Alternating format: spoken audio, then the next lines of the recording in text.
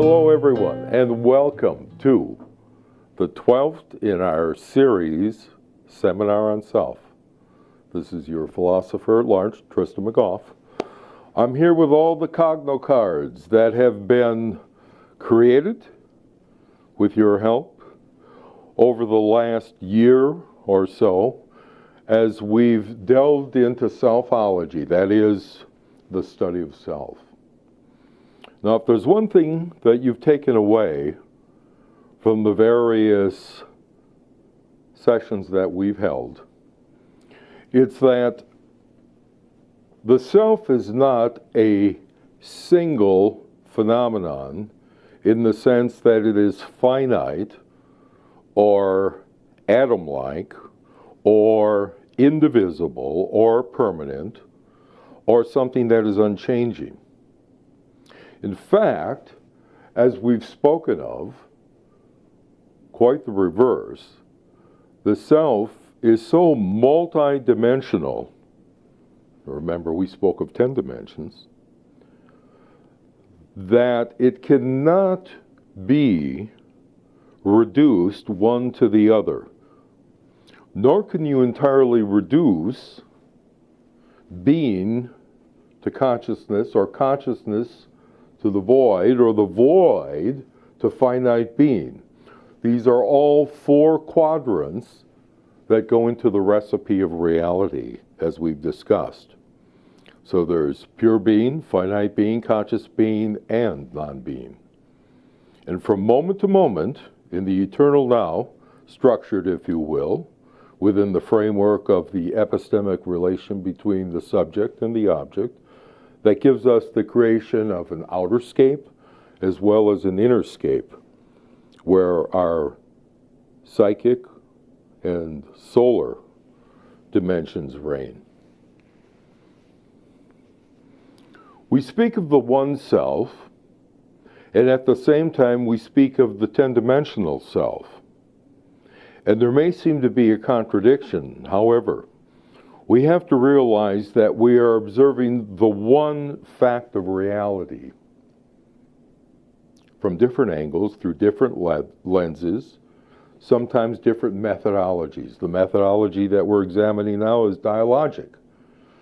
I'm using a dialogue format, specifically in terms of a monologue, in order not just to impart information, but in this last of the seminar series,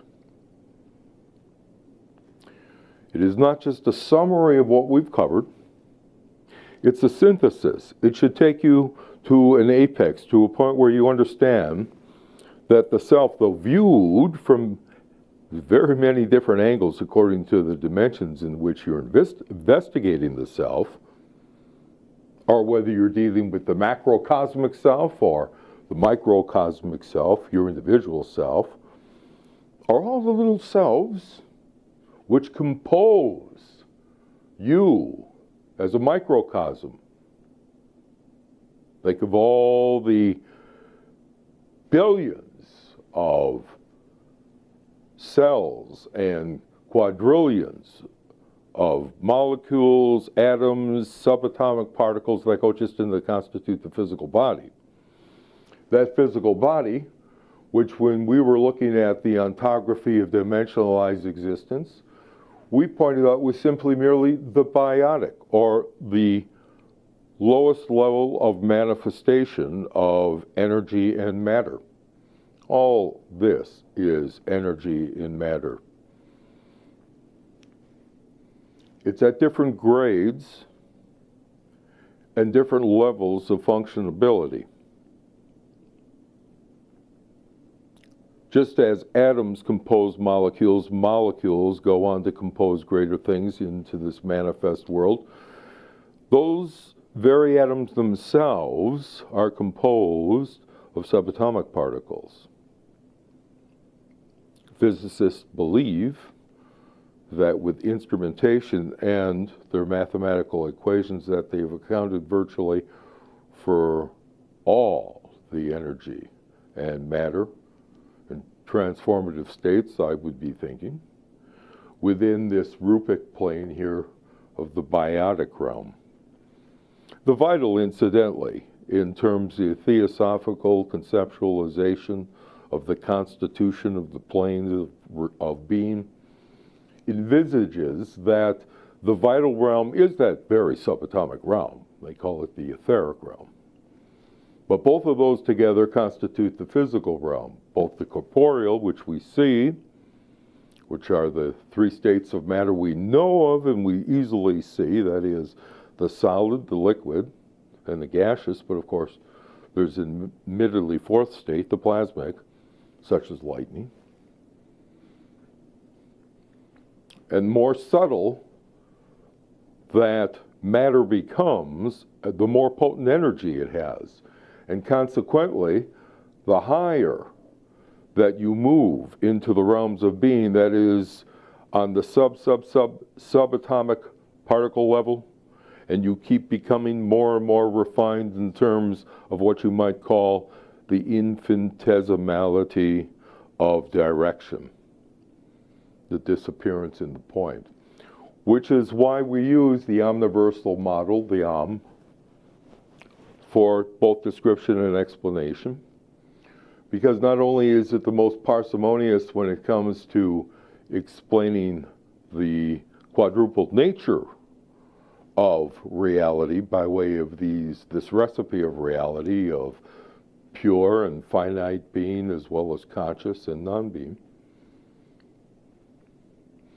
but it allows us to, if you will, turn the inside out and the outside in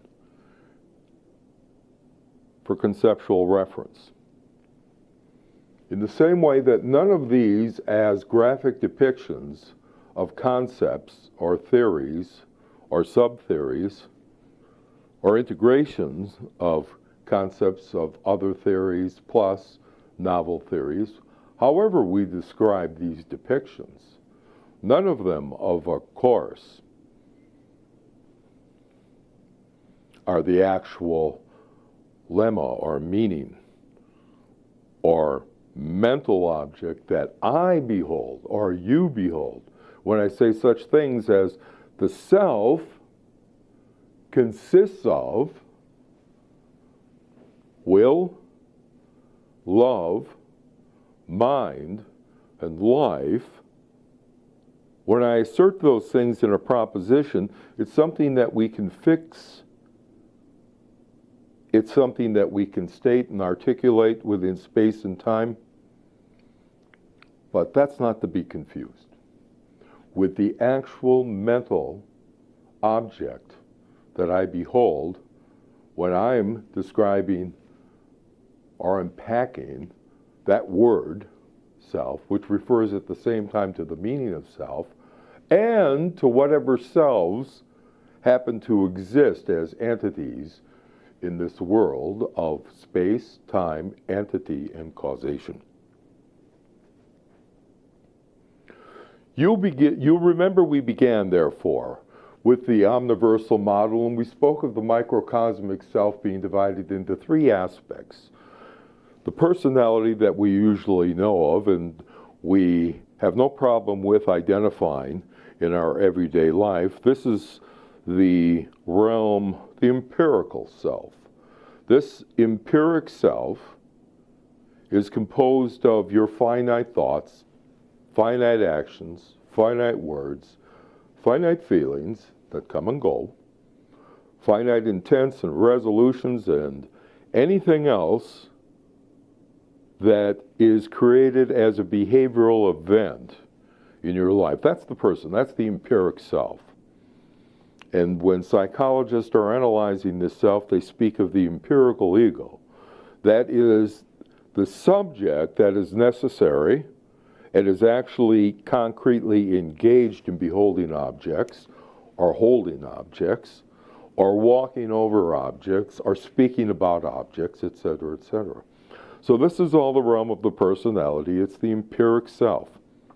However, for that empiric self to actually exist, there is an ever-present epistemic relationship between the noema, the object, and the noesis, the cognition, the cognizer.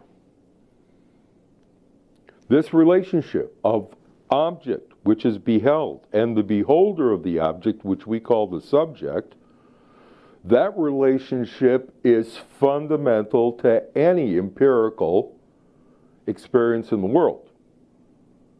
And to understand fully the expanded human constitution, you must realize that the empiric self depends for its very existence upon the experiencing of the subject in actual relation with an object. There's always contact that is taking place. And the basis of that is the epistic self. Some call it the soul. It is your self-consciousness, your awareness of yourself. It's what allows you to have the clarity, the intuitive clarity, that you know what you're thinking, even if it's something you don't want to think about. To know what you're feeling, even if it's something you do not want to feel, such as pain or despair or a sense of loss. There is no doubt in your mind of yourself that you have an intuitive, clear recognition of that pain. The same thing with doubt. You may say to yourself, well, I think I believe this. But you actually know that in terms of belief, you may be 90% there in terms of belief, in terms of being able to propositionalize yourself through inference that this is the correct belief to hold, and only 10% with a divided mind. And it's that way very often with beliefs and other things, including sentiments. You may often have a ratio of sentiment, right? Because along any scalar, polar scale, from good to bad or whatever, there's a range in between. And this area is where most of us inhabit, such as with the 10 special intelligences. We spoke of those quite often. Let's see here. If we can find them on the board, I do know I listed them for, here we go, for the last session. The 10 types of special intelligence. And we began, and we spoke of visual intelligence, which of course, this artistic intelligence, there's a certain amount of visual intelligence here, and you have to have a certain amount of visual intelligence just to apprehend and to understand some of this graphic intelligence, if you will, that I'm attempting to portray here from a philosophically mental level down here onto a physical, visual one. But then we have linguistic competence as well, and logical and kinesthetic, such as with athletics and athletes. The naturalistic, such as ecologists and people who love nature. Musical. And then, of course, we come to what are the existential, that is the life smarts, the things that people learn just in their day-by-day contact with others. And then, of course, we have interpersonal smarts, that is your social IQ. And then there's intrapersonal or intrapsychic smarts, and that relates to how well do you know yourself in terms of your 10 dimensions? How well are you acquainted with your feeling self, your narrating self, your volitional self, that is the self that makes the decisions in terms of the actual will power, right? Often our decisions, or what we call resolutions, are nothing more than a mental exercise that we use to allay our doubt. And that's why New Year's resolutions so often fail, because when we can allay our doubt by making these, if you will, jury resolutions at the end of the year, then we can enjoy all the holidays, the whole bevy of holidays that come in the holiday season, and we don't have to be plagued by doubts.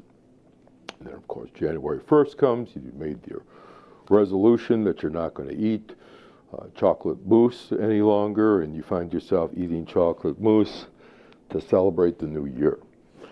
So, you allayed your doubt, but at the same time, you had your mousse and you ate it too.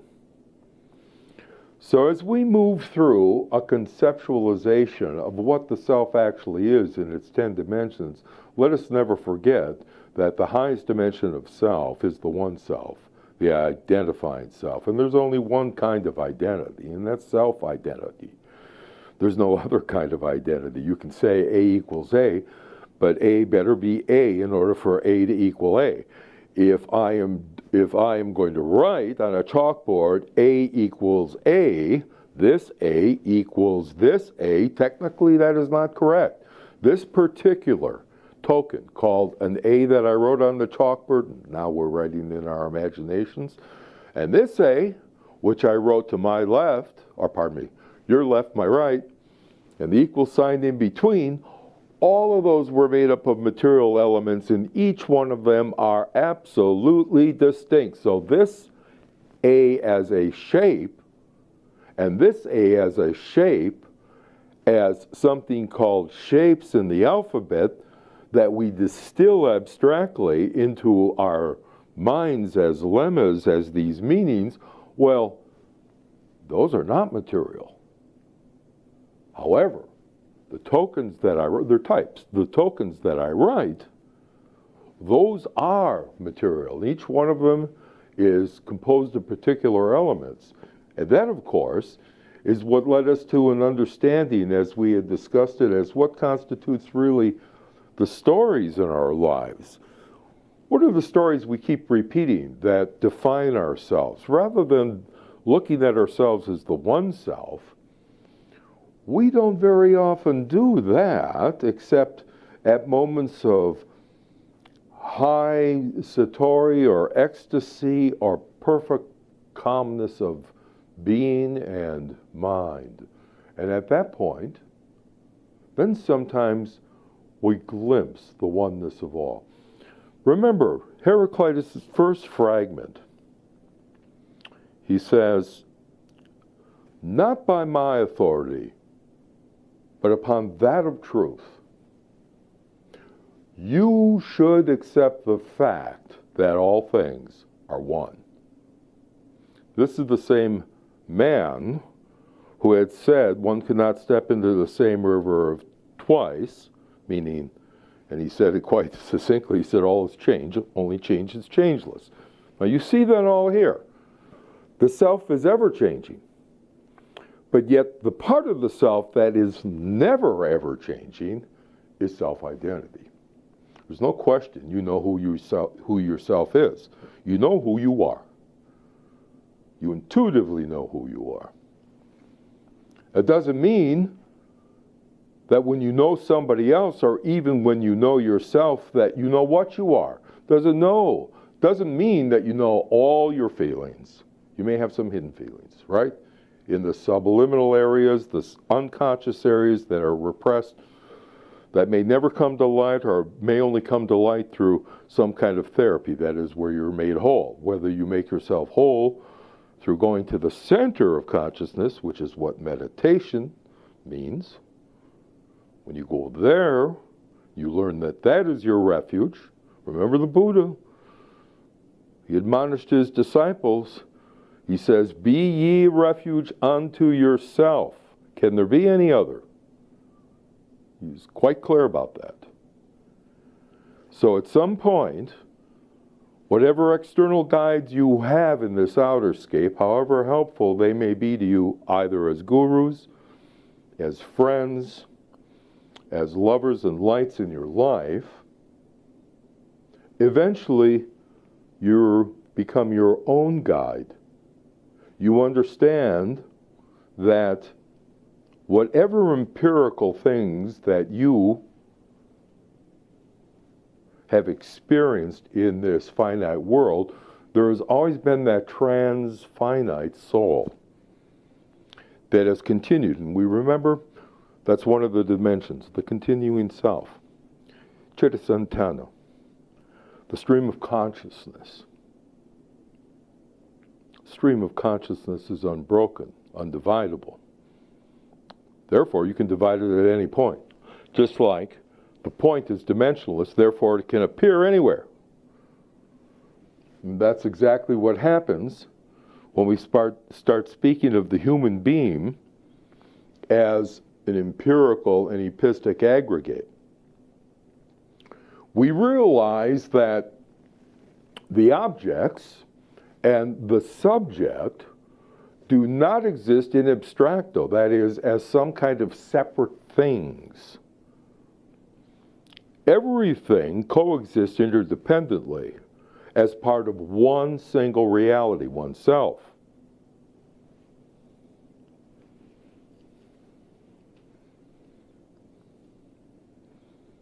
When I say, I brought these boards to show you, what I'm actually doing is just arranging through language the way my empiric self has moved through space-time, cause and effect and entity, and taking you as entities into account when I present these. That's all empirical. But I know the whole time it's been me continuously doing that through that epistic relationship of subject and object. I've never been without being in the arms of objects. As Sartre says, consciousness borrows being. Right? Being in nothingness, being in consciousness. That's why I do arrange over here when we're speaking about the constitutionalization of reality, why I place Purusha, or pure consciousness, along with Abhava, nothingness, the void. Absolute clarity, of which there are 5 types. Remember, we were speaking of nothingness and its 5 types, and they're all correlative to the other types of the ingredients to reality. But there's a lot of nothingness that just took place here. Things that I've done now have an annihilative non-being or non-existence. Once I leave that spot, I've annihilated my being on that spot. And before I go over here, before that actually happens, there is an antecedent non-existence. I'm not over there yet. It's antecedent to me going and actually existing here. But before I existed here, it was an antecedent non-existence. Now, what is an antecedent non-existence? Well, it has a beginning. Pardon me. My antecedent non-existence did have a beginning. That is at this point. When I walked to this point, I ended annihilatively all the others. However, in terms of the antecedent non-existence, it began the moment that I existed in this spot, right?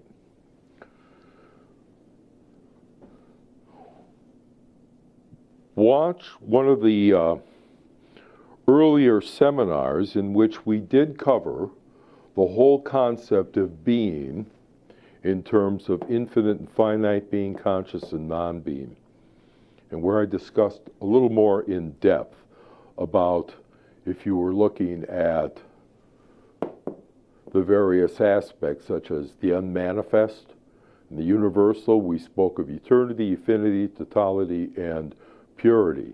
And in the same way, when you're speaking about the modes of non-being, we did refer here to antecedent non-being and annihilative non-being. However, there are 3 others that we did discuss in those seminars. And I am not going to be able to drill down today with you here in this last of the seminar on everything that we have went over in the last 11. However, what is important to understand is that given the wealth, the treasury of what constitutes a human being, it is most important that an individual take themselves seriously enough to examine their life. As Socrates said, the unexamined life is not worth living. Worthwhileness, in other words, comes from our examination. And the Buddha himself, did he not say that you have to use your reason? Don't believe on it for tradition's sake, or because it was handed to you or somebody told it to you, that's an authority, and or you've been believing it because it's a collective belief handed to you through a doctrine, dogma, religion. It doesn't matter. Even theoretical physics has its own form of adherence to belief, which amounts to an equivalent of a religion. Why? Because we're all feeling beings, and we have affection for the things, the ideas that we establish, evolve, and advance by. So when we look at the self in its various dimensions, we began and we will conclude with a review of these 10 dimensions to the self. The first we said was the bodily self, and those we divided into sets of active and passive senses. Right, I've got my 5 passive senses so I can hear, touch, smell, taste, etc. And then we've got the active senses, locomotion, manipulation, speech, the others. All of these constitute a sense of a living self, a bodily self, a vital self. When we prick ourselves, we say, I'm in pain. If we fall, we say, I fell down.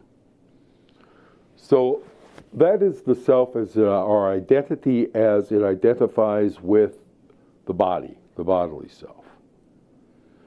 We also saw how important the perspectival self is, because really that's where the ecologue begins.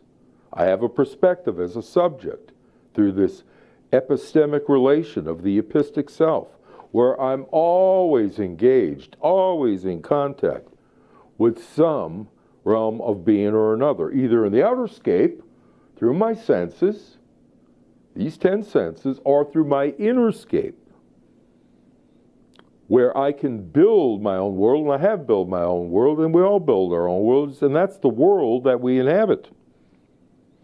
The rest of this is often either a representation of that world we're thinking about or feeling, or that we're actively engaged in willing, or that we spend our time in doing, such as contemplatives.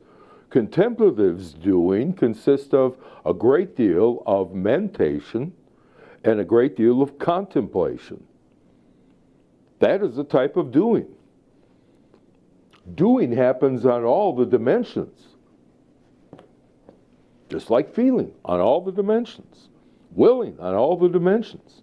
Right now, as I stand before you, you can't look and say, well, let me look at the mental dimension and see it in operation. You're seeing it in operation in the manifest world because, as we so clearly pointed out last time, there is a process by which the present is revealed as the presentation. And as I search for it here, I am looking for the one chart that will allow us to unpack that present. So if you see it, here it is. Present seeing the present. The gift from the universe to you as you.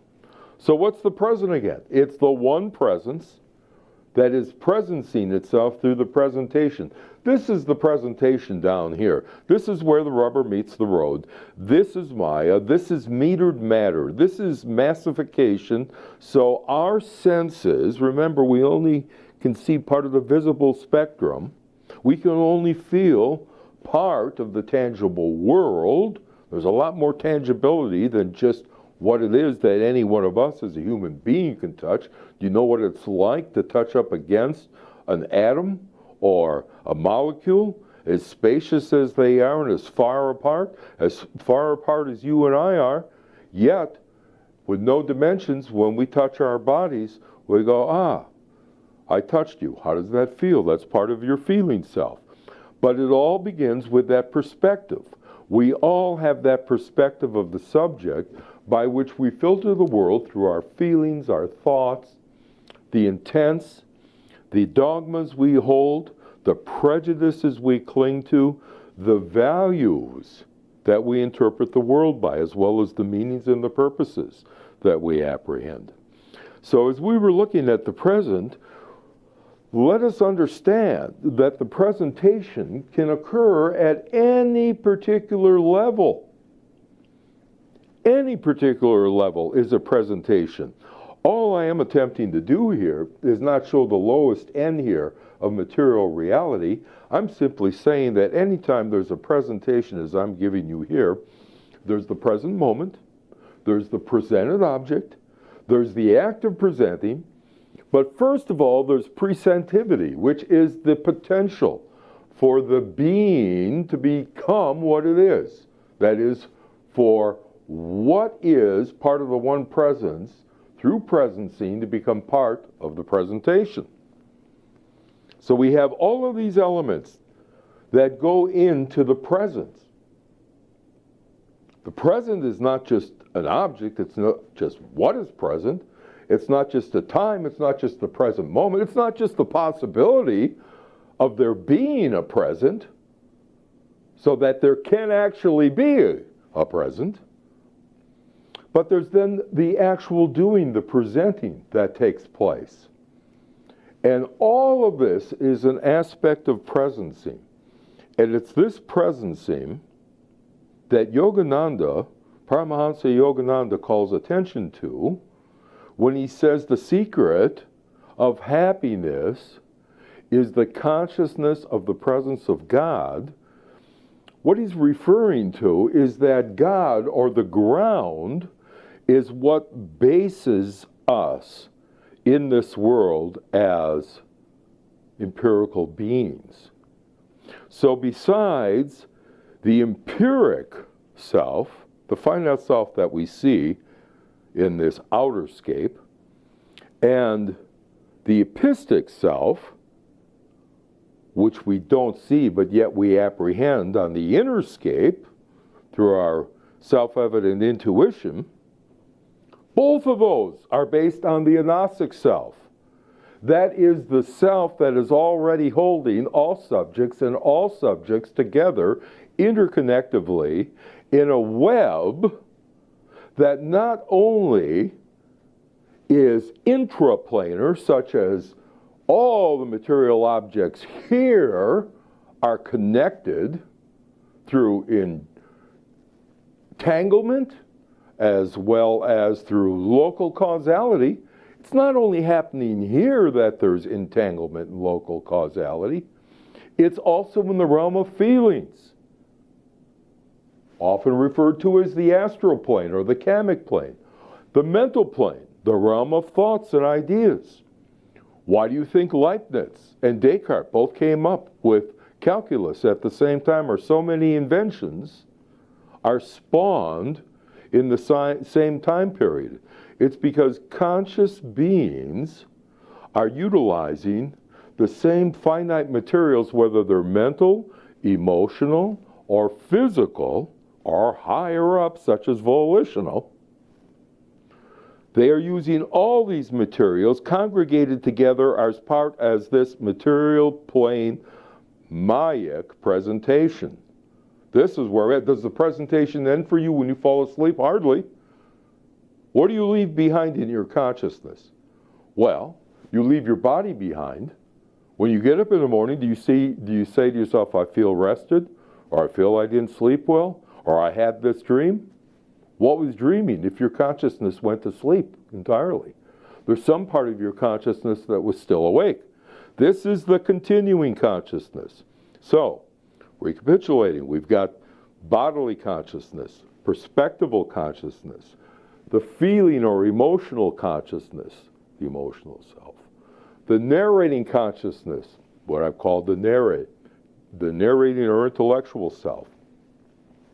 The volitional self, right? That's entirely different. I can feel one way about something, but I can certainly will to do something else. And very often, we find our will in conflict with our heart or our desire. And we ask the mind to settle it. But so often, doing itself, life itself intervenes, and that project is suspended for a moment in indecision. So besides the empiric self, the epistic self of the relation, subject-object relation, and everything that magnetically clings to that polarity within your innerscape, it's all based upon a fundamental unity, which we call the agnostic self, where we all share in the same theos, logos, ethos, pathos, and bios. We all share in that one life, that one mind, as we carve it up individually through our epistic selves, in the same way we carve up the empiric world through our personality and our finite understandings, whether they're explained to us through education, our parents, our pastors, or a swami, or a lama, or your best friend or lover. Whoever it is that opens you up to the world, they're opening you up to yourself, but the two of you are being opened up together in the same flower of existence. Om Mani Padme Hum. The jewel in the center of the lotus. That's you. That's the center. All of this together is the archaic self. What is the archaic self? It is all three selves working as one. Death of the body is not death of consciousness. The reality of my life cannot die, said Yogananda, for I am indestructible consciousness. Consciousness is an energy. Energy can neither be created or destroyed, only changed. So will you consciously change your energy, as Patanjali in the Yoga Sutras prescribes when he says, yoga is the control of the modifications of the mind. So by controlling these modifications, we are united with reality. Reality in all its aspects, in its four facets, its ingredients, in its ever-changing ramifications upon the one ground, the one identifying self. The bodily self, the emotional self, or let's take it from the perspectival. The bodily, the perspectival, then the emotional or feeling self, the narrating, our intellectual self, the volitional, our willing self, and then the social self. How we see ourselves, or how we think others see us. All within an innerscape, so we think. But via the imagination, we are able to empathize with others. We are able to speculate on worlds that never were or never will be in this world of local causality that we call the universe. But the archaic self is the self that is this entire unity, held together by the principle of unity, having the felicity of selves, all selves, that work together, as we indicated eventually, in a socioverse.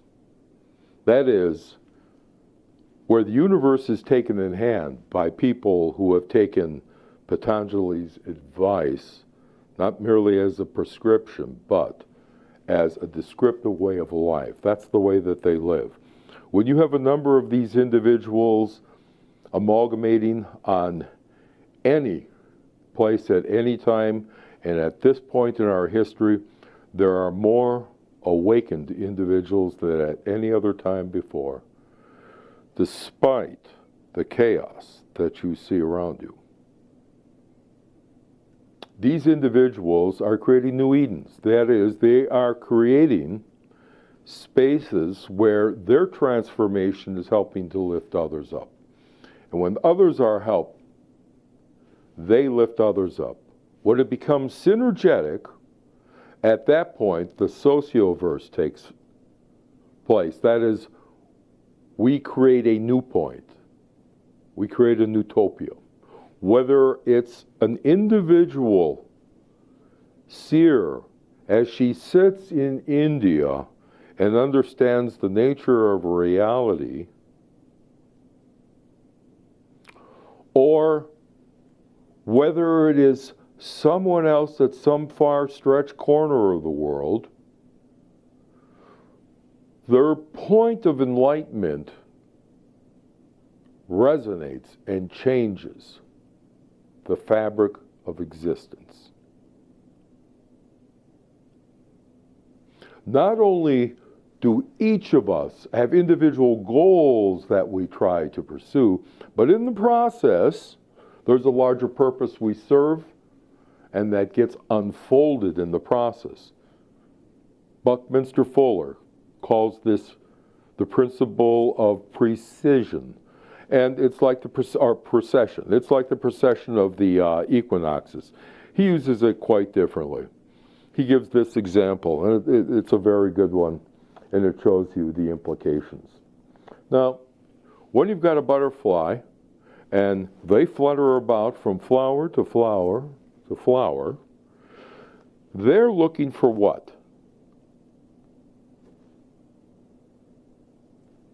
Pollen. Bees, they're looking for pollen. They're looking for the honey, but the pollen sticks to their feet. They go. We say they're looking, I say they're looking for the pollen. They're not. That's their purpose. But their goal is just to find the honey. The bee goes to find the honey in the flower. That's its only goal. It's not thinking of anything bigger, brighter, bolder. But in the process, on the bee's legs, the pollen sticks, goes to another flower, helps to germinate that flower, and the process will feed other bees, create other flowers. And so the process of expansion is fulfilled through purpose. And the individual bee who thinks he has only the goal of going after the honey is helping in this greater purpose. And that's the way it is with all of us. I may think I have a goal of presenting number 12 today and wrapping it up successfully. All right, that may be my goal. However, there's a larger purpose I serve, and I may not even see it. And that's often the case with any of us. We do not see the larger agnostic context in which we are embedded, not only here on the material plane, but also in the realm of emotions. It's only our perspective that's limited and says, well, I'm just going to take the perspective here of a finite, three-dimensional human being trapped in a corporeal body. That's just matter and physical universe, and that's all there is. Well, you're living a pretty shallow existence if you're going to scrape away feelings. Pretty shallow existence if you're scraping away all the mental content and the imaginations that go into enriching this life. It's a very shallow existence that one would adhere to by holding to such a frozen perspective. And as we discussed, that's really where you make the change in terms of the archaic transformations of ethos, where you are the archaic sense, your moral sense. And ethos, that is the set of will energies that brings about our ability to be creative, as well as to be significant, purposeful, and goal-oriented through our character and through our perspective. However, as we've spoken about, doxa, that is these frozen elements of perspective, where you are held by sanctions and by opinions and passions and addictions These are the complete opposite of the freedoms that occur when you practice self-transformation through the two aspects of self-realization and self-cultivation, and you open yourself up to darsha, that is, to these inclusive feelings, thoughts, intentions. The more inclusive your intentions become, the more powerful and sovereign you become, paralogically, as a human being. Because the human being is the pivot, the point, if you will, the balance point between the circumference of the sphere of all and the center or the point.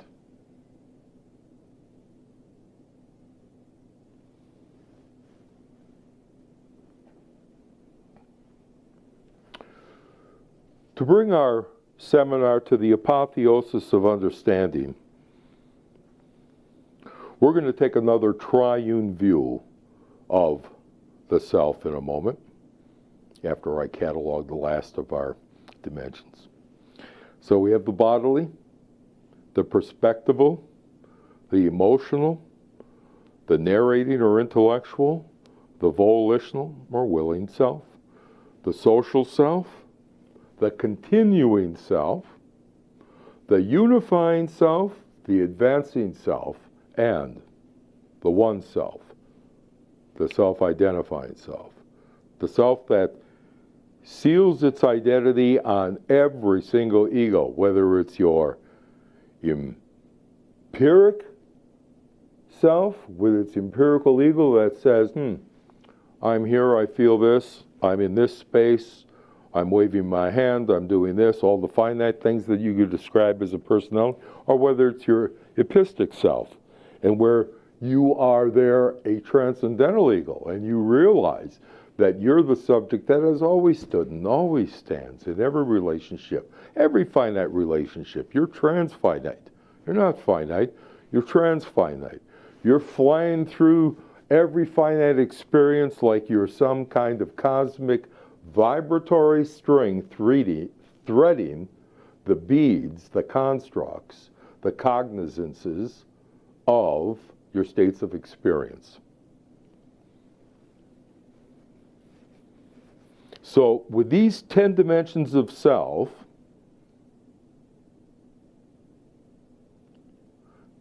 each one of them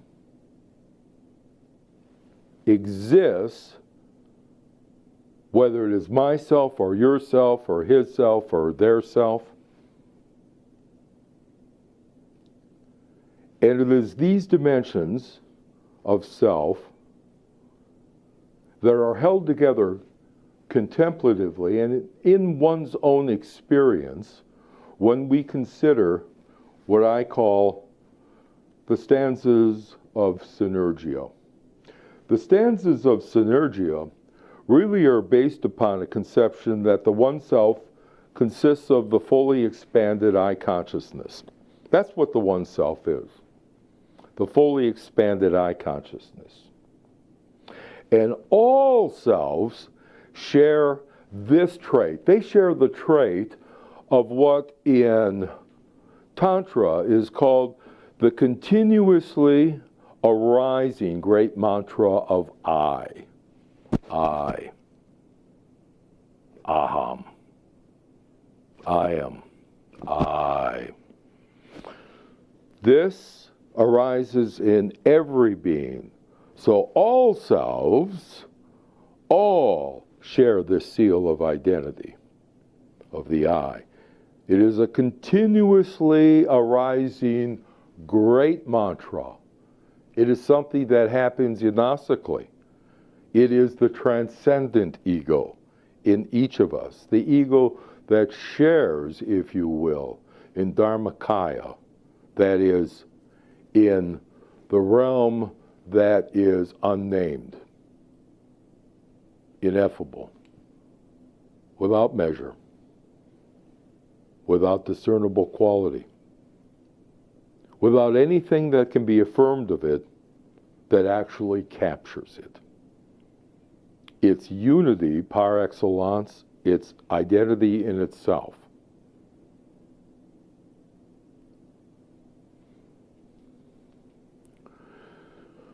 So we are going to conclude today with a look at what I call the stanzas of Synergia, where the point is the center. The plenum that is being referred to is the entire sphere, and try to think of a crystalline sphere, if you will, are totally transparent. And the pivot is a radial octahedron. So all the octahedrons that I've been building along here and that I've been talking about, considering it like a pulsing plasmic flower. It is essentially any individual as they are transforming through self-realization and self-cultivation, and bringing about the fruits of wisdom and bliss and virtue and skill. When these are being developed, wherever the individual at, it's a Nutopian point. The stanzas of Synergia go like this. The point pivots the plenum points the pivot, and the pivot plenizes the point. Each one of these has to be looked at from a macrocosmic point of view, that is the whole thing. One's individual point of view is the microcosm, that is one of the things, definable entities within the whole thing. And then the things that make you up as a thing, the microcosms. Looking at each of these stanzas in terms of the macrocosm, the microcosm, and the minocosm, we see when we're talking about that the point pivots the plenum. And remember, we're talking about the point is the center, and the plenum is the sphere, and the pivot is the radial octahedron. This is what's pivoting. And you can take a look and you can see, well, the pholanosic self reaches the entire circumference, whereas the epistic self, the second octahedron represented here, is your epistic self. It's less expanded. And even more contracted is your empirical self. Now remember, this is simply a representation, but you get the idea how the greater includes the lesser. And the more powerful and potent is what gives substance and source to that which is subaltern and which hangs for its substantial support upon a higher level of reality. The point pivots the plenum. In terms of the macrocosm, that means the one self creates the omniverse. In terms of the microcosm, it means, that is you, one's consciousness centers the world. My consciousness centers my world as a microcosmic being. Minicosmically, talking about the cells in my kneecap, etc., the infinitesimal composes the whole. Now think about that. We think we've taken the infinitesimal down to the basic, the basic physical subatomic strata. Have we? Perhaps. Even if we have, it approaches the infinitesimal. And those are the things that actually compose the whole in terms of the points that are going to pivot the plenum. Now when it comes to the plenum points the pivot. And in terms of the macrocosm, that means the paraverse universizes the multiverse. The paraverse is the entire potential of being. It is inexhaustible. You can create an infinite or an infinitude of multiverses, and you have still not touched a zillionth of what the paraverse is in terms of the source of power, truth, goodness, and beauty. It is ineffable. However, from that ineffable universe, all the multiverses that could be imagined or conceived, this one that we're in now gets universizes. It's our universe with local causality, right? With sections that I perceive of any time, of space. All of it's connected. I see only a part of it, you see only a part of it, all of it being connected. The structure is what we call filled space. In terms of the microcosm, the transcendent, which we spoke of, is immanent in the efflorescent. Now the efflorescent, and I've deliberately let that bleed into this diagram, because the efflorescent is actually the archaic self. It's the archaic self as it works in the agnostic self of union, the epistic self of felicity, bliss, ecstasy, and the empiric self of our finite world, where the principle of utility reigns supreme. In terms of the plenum points the pivot for the minicosm, that means the whole, the plenum, establishes, that is, points, every part. The whole knows where the point belongs. That becomes one's moria, one's lot, one's part of life to play.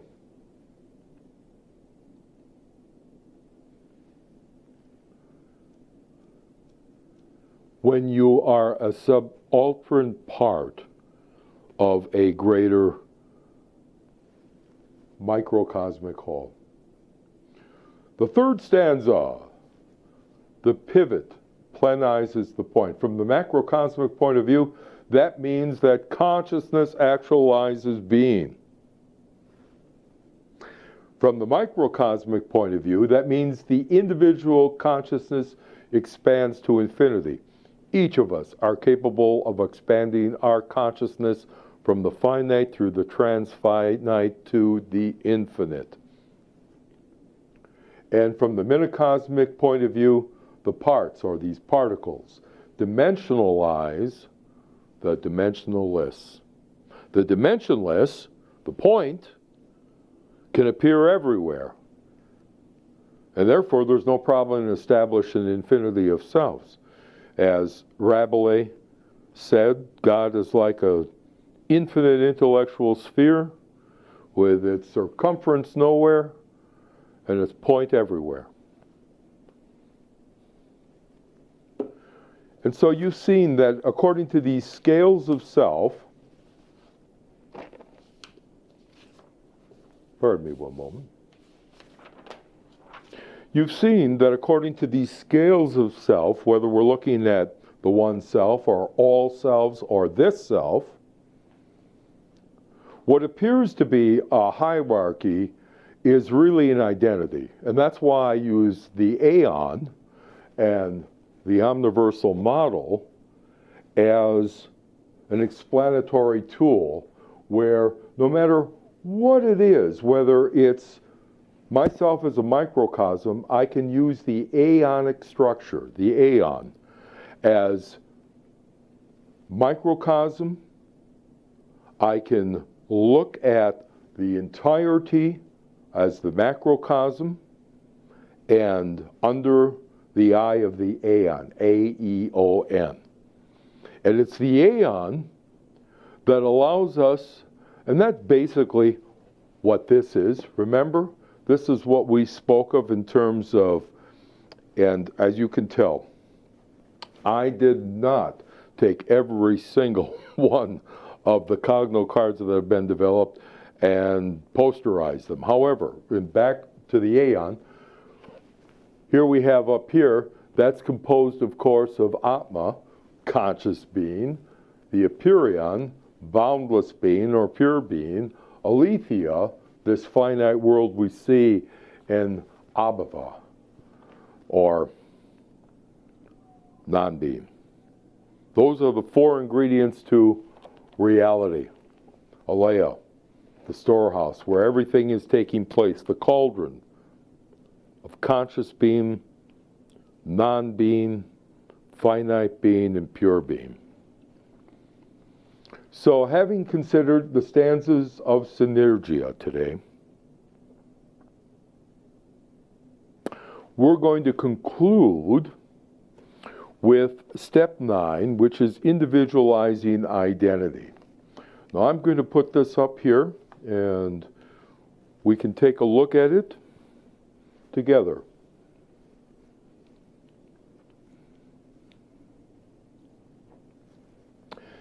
In this self-transformational evolving practice, answer the question posed in session 1.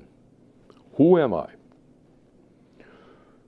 But you're going to do this by directly experiencing your identity individually perspectivized through one of the selves. So, as the empiric self, that is the person with the ever-changing finite acts and feelings and thoughts and intents, that's one way. That's one perspective that you're going to answer the question, who am I from? The other is the epistic self. That is the psyche or the soul as your self-evident self-awareness.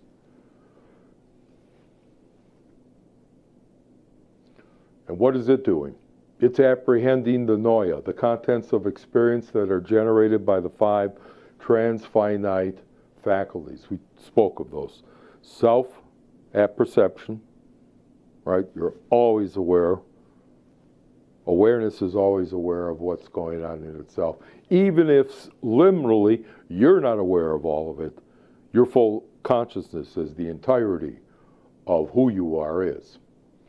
And so there's apperception, thinking, feeling, willing, intending, doing, in the experiential moment of memory, attention, and expectancy. I've got to draw your attention to that. Under the faculties of self here, I have emboldened a box because all 3 of these aspects, memory, attention, and expectancy, now that's not the same thing as expectance. That's frozen expectancy. But we all have that sense of being thrust into the future. That's faith. Faith is of 5 kinds. First of all, you've got cosmic faith. That's what gives you a sense of stability in a well-ordered world that's law-governed.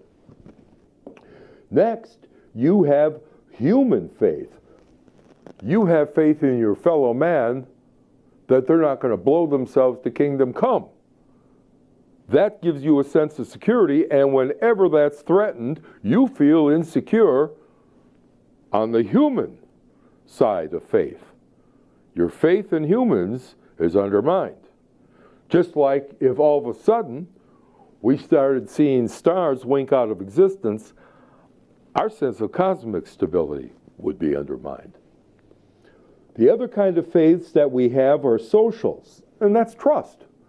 When you learn about another person, the expectancy you have is you are rushing into this future, pretending all the time, includes that sense of social trust that you've established in an organic relationship with somebody you know in face-to-face contact. That's trust. That is social faith. You also have a kind of personal faith. Sanity. That's what your present is thrusting you forward into the future as a sane human being. You have every personal faith that you are going to retain your sanity. Faith is the substance of things hoped for, the evidence of things not seen. Your sense of sanity is that evidence of things not seen. Your thoughts, your feelings, are they harmonious? Are they reliable? If they are, you're a sane human being. You have personal faith, faith in yourself. And the last kind of faith you have is animal faith. And that's reliance on your environment. I'm relying on the floor to hold me. I'm relying on the air to support my breathing as well as for me to cut it effortlessly. I'm relying on so many things in this animal faith we share with animals. When they dodge something that's chasing them, they're not going through a propositional phase of doubt and going, well, I don't know if that thing is real. Immediately they take off because they have animal faith. That's the substance of things hoped for. They have faith. They have reliance on this ground that when they take off, the ground is going to hold them with traction. So just in the same way that you have these 5 kinds of faith, that is the expectancy as you move in the eternal now, in this eternal moment, there's this aspect of expectancy in these 5-fold facets, but you also have attention going on. You have this self-perception that's taking place. I know who I am at all times. I'm perceiving my own consciousness. At the same time, I have intentionality. I'm a subject that is intending an object. I'm in an intentional relationship, subject-object relationship.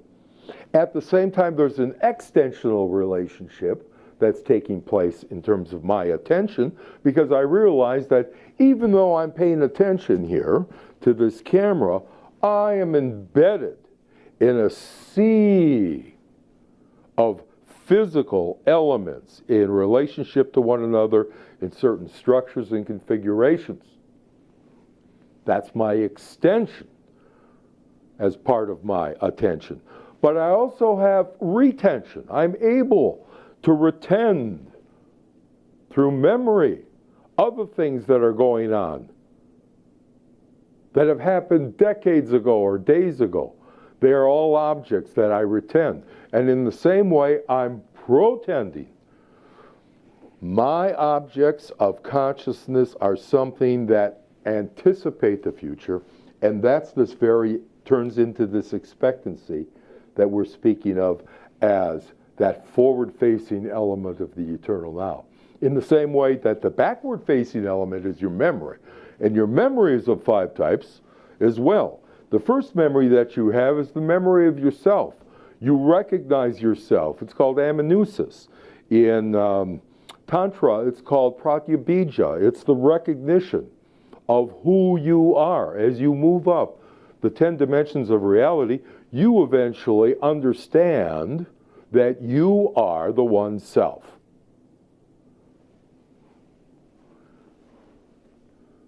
Biographic is the story you have of yourself, built by your will.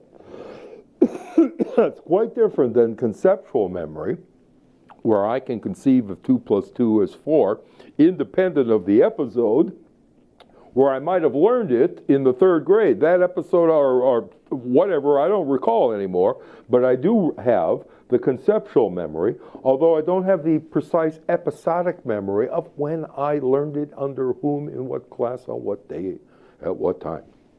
But we do have episodic memories. I'm going to remember this in the day and the time, of course. And then there is the semiotic, and that is your signs.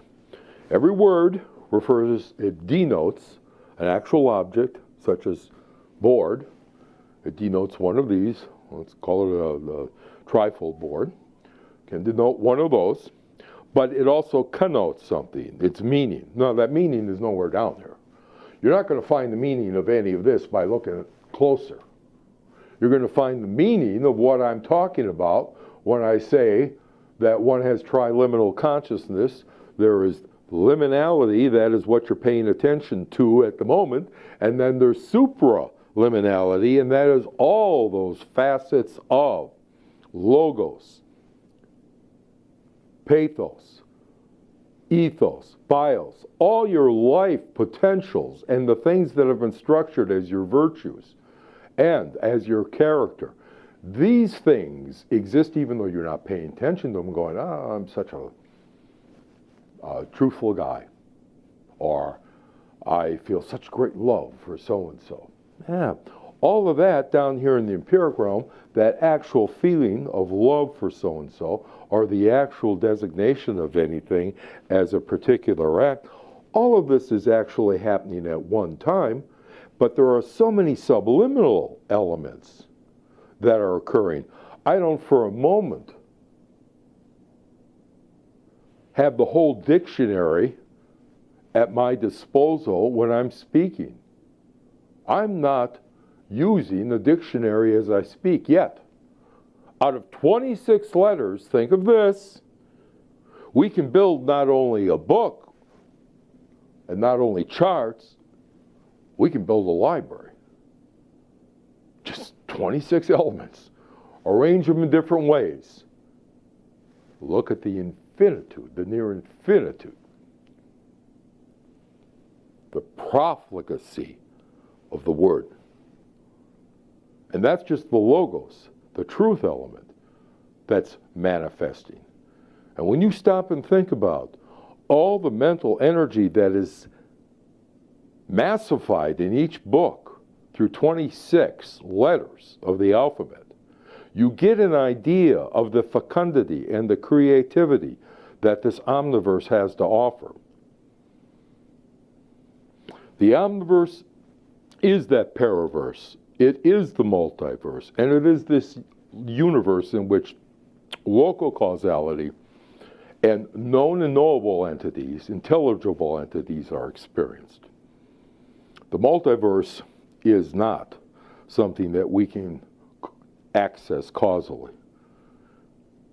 We can imaginatively leapfrog over to another multiverse, but actually we can't, because actuality has to do with local causality being here and their local causalities being there at the time, and all of those local causalities are held together within a paraverse which itself is inexhaustible. So, today, when we're speaking of memory, attention, and expectancy, we're saying all of that, all three of those functions of the memory of the past, the expectancy of the future, and the attention of the present, all of that is happening all the time. That's what we mean by the eternal now.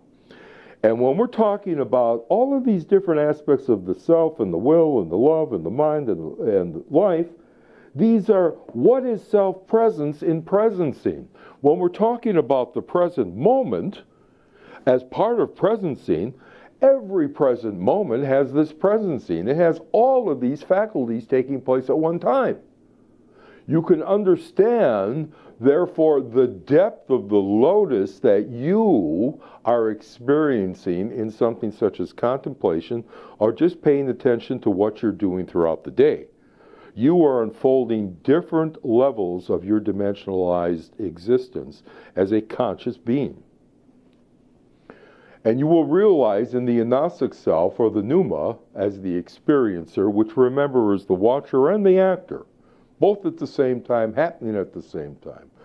This experiencer is this pure, undifferentiated awareness of infinite power, truth, beauty, and goodness. Demonstrated, as we've talked about, the fruits of self-transformation, skills, sagacity, serenity, and sovereignty. So, the actual exercise after all of this is, enter the door of self-consciousness through the awakening mantra, I am conscious of being conscious. Walk through that door, and from each of these three perspectives, answer, who am I? Now, I'm going to go down to the note. When you're going to identify with each perspective, answer in that perspective's vocabulary. So, for ordinary finite language, you're going to use that when answering as a person, as this self. Intuitive, transitive meanings when answering as a conscious being, where you're going to identify as a conscious being with all selves. And then unitive, holistic, paralogical, wordless silence when it comes to answering the question, who am I, as I, thou, being at one. So from each of the three perspectives, answer this question. Who am I? As this self, my everyday empiric self, finite perspective composing my unique, idiosyncratic willings, thinkings, feelings, and doings, all individualizing my identity in the context of my natural, cultural, and social environments. Next, I'm going to look at it from the angle of all selves, with my epistic self's transfinite perspective on the entirety of sentient beings throughout the omniverse in all its aspects and dimensionalities, of which I am identified in a complex relation to the interdependent whole. You know, if the finite universe could all be propositionalized, be put into propositions and given symbolic meanings, the meaning for me would be exactly the absence of the meaning for everything else. If you wanted to find out what I am, just define everything else, and from the aspect of the whole would look down and go, oh, Tristan is missing. That's what we're referring to here.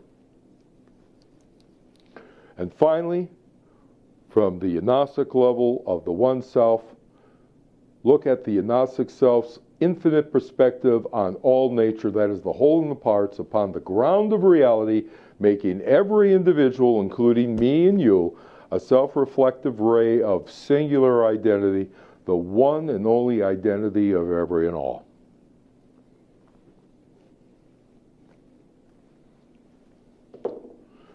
My friends, it's been my great honor to be able to have presented to you these 12 different series in a seminar on self. Now, after this seminar, I plan to do a couple of 3 other series, and one will be on an introduction to omni-philosophy, where I'll be going over omniversalism, omniterics, and omnilectics.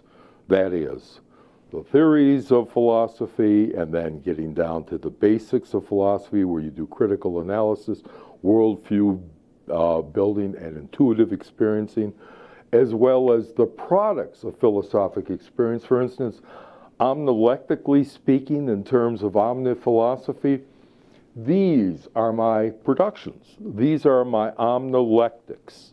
Omnilectics is actually producing something from all your theorizing, all your experiencing, all your critiquing and worldview building. You produce something out of that. So I will be doing a series on an introduction to omni-philosophy. I am going to continue presenting special topics on selfology. That's what all of this is. So I will continue a seminar on self, and we will simply call it selfology, and we will be working with several topics. But then I also want to, I want you to understand that whether it's the selfology, which we'll be continuing this in some detail, or omniphilosophy, where we're actually speaking about a meta-theory for combining all points of view, whether they're philosophical, scientific, religious, artistic, whatever. There's going to be a 3rd series that I would like to participate in, and that is Nutopian dialogues, where people who are helping in the process of self-transformation in their own communities, or personally, or in collectives of other types of groups, and are making an impact upon the world. And I will be, rather than in a monologue format, as I'm prone to do here, will be undertaking a dialogue format. So as I said, I'm grateful to all of you for allowing me this time to speak to you and to present some of the basics here of the self. So until the next time that we meet, behave when you must. Be good whenever you can, but above all else, be yourself.